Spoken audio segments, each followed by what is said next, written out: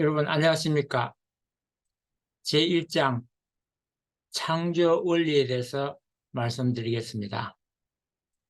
앞 시간에 존재물이 존재하는 목적을 알기 위해서는 존재물을 만든 자의 제작 목적을 먼저 알아야 된다는 말씀을 드렸습니다.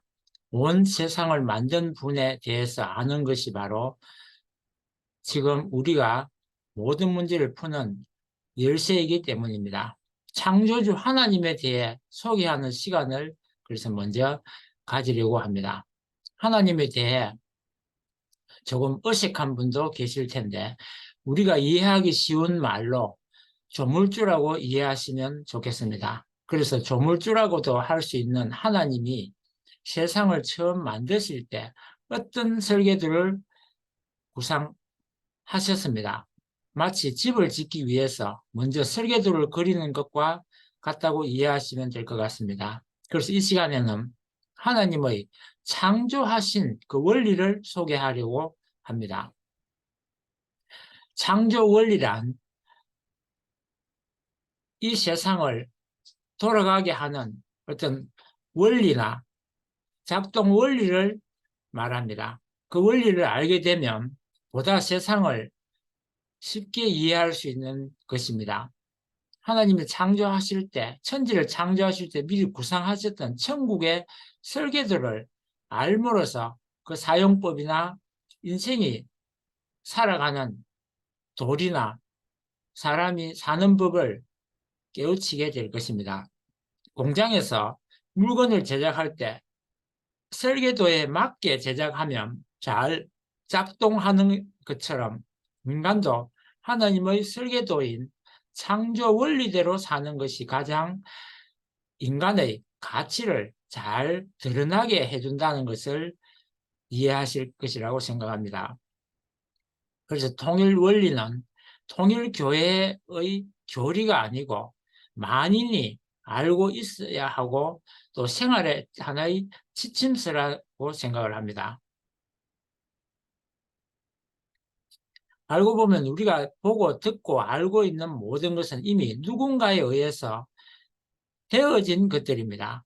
특히 인생과 우주의 근본 문제를 잘 풀기 위해서는 최고 진리의 경지인 궁극의 원리를 알아야 하고 우리가 살고 있는 세상은 결과적 존재이기 때문에 원인적인 존재이신 하나님을 먼저 알지 않고서는 이러한 인생에 대한 문제들을 확실히 풀기는 어렵다는 것입니다.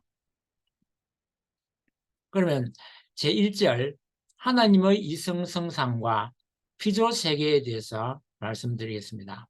하나님은 한 분이시고 그분이 만드신 진리도 하나이지만 무형으로 계신 하나님을 유한한 인간이 인식하기 위해서는 하나님을 분석과 종합이라는 인식의 단계를 거쳐서 비로소 이해할 수 있다는 것입니다. 하나님은 원래 쪼갤 수 없지만 인간의 인식을 위해서 분석을 하다 보면 하나님은 두 가지의 속성과 또 다른 두 가지의 형태로 존재하고 계신다는 것을 알 수 있습니다.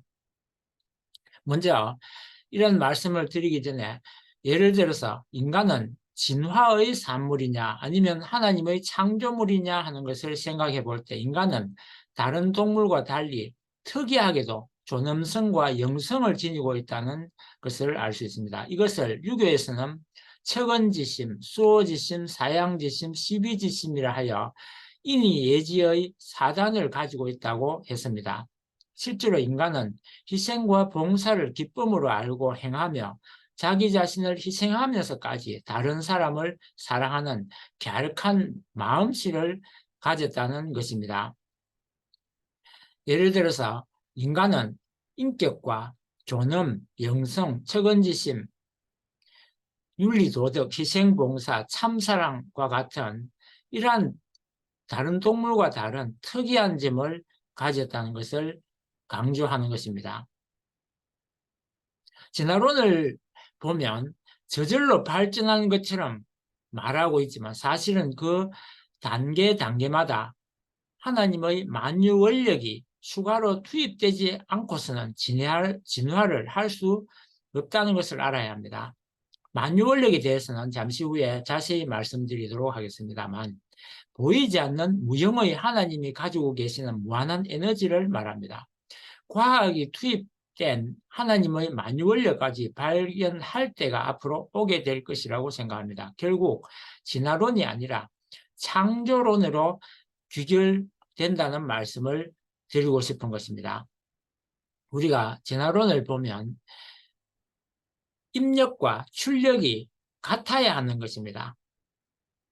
그리고 입력과 출력이 같아야 한다는 우연의 산물이 아니라 그만큼 고에너지 또 고등동물로 나아가기 위해서는 외부에서 어떠한 힘이 더 추가가 될 때 발전이나 또는 성장이나 완성이 되어 갈 수 있다는 것입니다.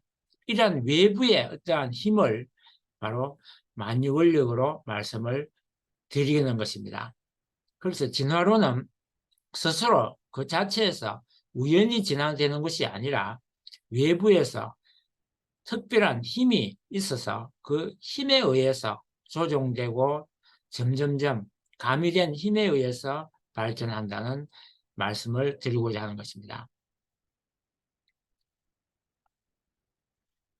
물론 하나님의 창조 과정을 보면 진화해온 것처럼 보입니다. 그렇지만 저급한 단계에서 고급한 단계로 자연스럽게 진화한 것이 아니라 먼저 상상조차 할 수 없는 완벽하고 정밀한 계획에 의한 설계도가 먼저 만들어지고 그 설계도에 의해서 순서대로 차근차근 발전해 왔다는 것입니다. 절대로 이것은 저절로 이루어질 수 없는 것입니다.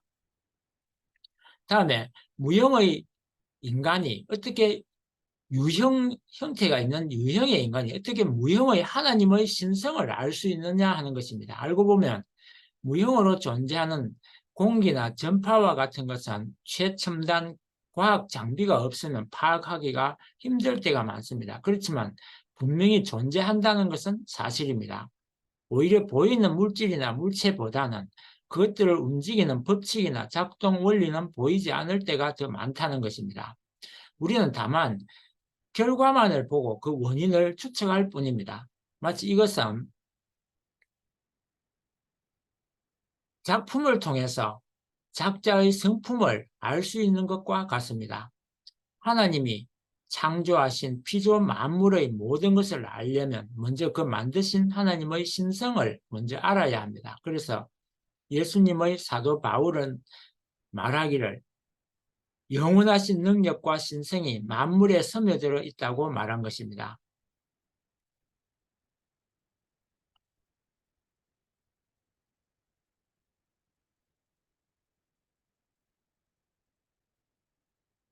피조 만물에 하나님의 신성이 그대로 스며들어 있다는 것을 말씀을 드릴 수 있습니다. 앞서 읽은 로마서 1장 20절의 내용처럼 하나님의 실존성을 알려고 피조 세계를 관찰해 보니까 만물에는 공통된 사실이 몇 개가 있다는 사실을 알 수 있습니다. 그것은 인간을 포함하는 존재의 모든 것은 보이지 않는 소립자까지 반드시 양성과 음성으로 이루어져 있더라 하는 것입니다. 이것은 과학에서 밝힌 내용입니다. 그런데 알고 보니 공통된 사실은 이뿐만 아니었습니다. 존재하는 모든 것은 반드시 정신과 같은 내적인 것과 몸과 같은 외적인 것으로 이루어져 있다는 것입니다. 따라서 만물의 이러한 공통점은 그 만드신 분이 그를 하시기 때문에 그 신성이 자연스럽게 그렇게 스며들어 있다는 결론을 내릴 수 있는 것입니다. 제일 원인자의 속성이 그 창조하신 모든 것에 이렇게 보편적으로 내재되어 있도록 창조하신 것입니다. 그래서 그 공통점을 통해서 하나님의 속성을 밝히고자 하는 것입니다. 흔히 하나님을 아버지로 알고 있는 분도 계시는데 하나님은 보이지 않는 정신과 같은 성질의 성상과 보이는 형상을 동시에 가지고 계십니다. 이것을 만물이 가진 것과 구분하기 위해 그 본이라는 말을 덧붙여서 본성상과 본형상을 가지신 분으로 인식하는 것입니다.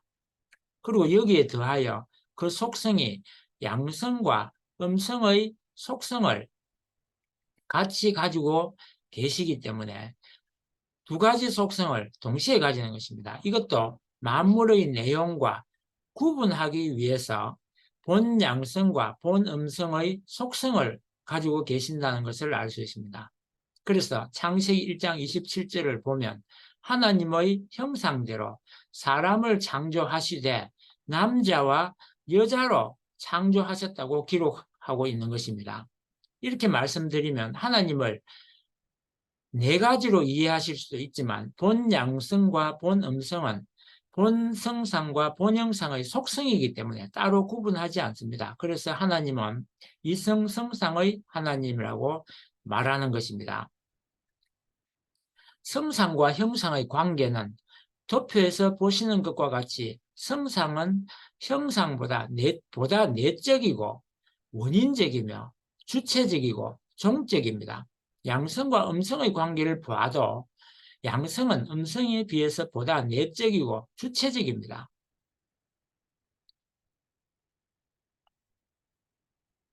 지금까지 말씀드린 내용을 요약해보면 하나님은 본성상과 본형상의 이성성상의 중화적 통일체로 계시면서 동시에 본성상과 본형상의 남성과 여성의 이성성상의 중화적 통일체로 계시기 때문에 하나님을 하늘 부모님이라고 불러야 옳다는 것입니다.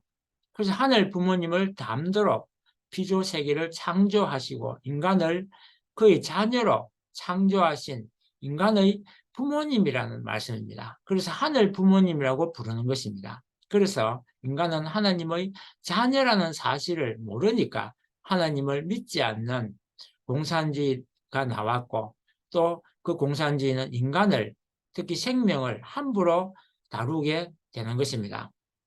실제로 가치관을 하늘 부모님을 제외한 인간만의 가치관을 세움으로써 그동안 많은 잔악한 그런 일이 각 국가에서 벌어졌던 것입니다. 하늘 부모님과 인간의 관계가 부모와 자녀의 관계로 알 때 하늘 부모님과 피조 세계는 어떤 관계일까요? 하늘 부모님의 이성성상을 창조 원리에 의해서 상징적으로 전개한 것이 만물이고 형상적으로 전개한 것이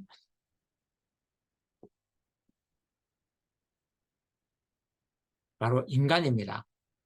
하늘 부모님은 설계자요, 피조 세계는 설계도에 의해서 만들어진 건축물의 관계입니다. 그래서 하늘 부모님은 성상이시고 내적이며 원인자이고 주체이며 종적으로 창조주이시고 피조 세계는 바로 하나님의 성상을 겉으로 닮은 형상이요 외적이며 결과적이고 횡적인 입장에 있는 것입니다. 그러면서도 제각각 특징들을 가지고 있어서 고유한 음색과 향기를 가지고 있습니다. 그 중에서 인간은 특히 사람마다 더욱 특색 있는 성격을 지니고 있어서 개성진리체라 말씀드릴 수 있습니다. 이 모든 피조세계의 존재물은 다른 존재물과 유기적으로 연결되어 있습니다.